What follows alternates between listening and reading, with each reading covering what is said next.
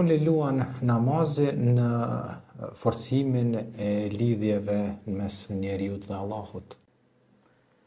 Absolutisht, namazi, pra siç e tham, është shtylla e besimit islam dhe ai e luan një rol jashtëzakonisht madh në lidhje me krijuesin, sepse ti vazhdimisht në namaz e përmend Allahun.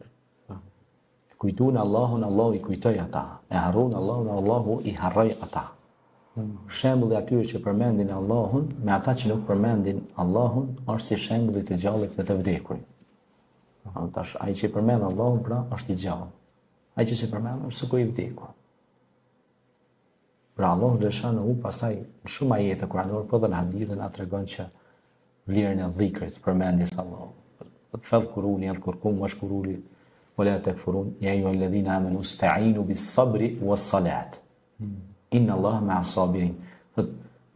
Me madhroni mu, mos me mahoni mu, e ju ledhina amenu, sta'inu, bëhoni të qëndrushëm, bisabri, me durim, salat, dhe namaz.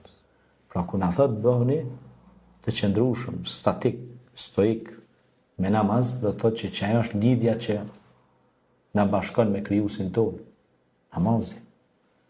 Pra, nëse nuk e kem lidhjen me krijuesin me namaz, atëherë do ta kemi një jetë shumë vështirë, do të kemi shumë zhbrasi, shumë thatësi në jetën tonë. Do të jetë një jetë shumë e lemerishme, bosh. Prandaj edhe njerëzit e suksesshëm janë njerëz që besojnë. Unë shpesh herë them edhe ateistave, ju besoni? Si na besojnë? Ju besoni në mosbesimin e juaj. Edhe ai është besim, mosbesim. Mosbesim.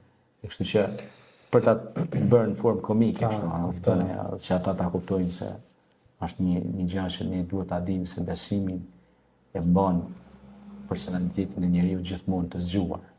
Dhe njeriu vazhdimisht që ka besim, vazhdimisht ai ka ndjenja, ai ka mëshirë, ka nuk them që ata mosbesuesit nuk e kanë pjesën e ndjenjes, por ndryshe është një besimtar, sepse ai shen më thellë gjërat, i shen më ndryshe. Ishe në dritën e Kuranit, fjalës së Zotit, në dritën e namazit, që është një praktikë që ne duhet ta bëjmë vetëm për krijuesin tonë.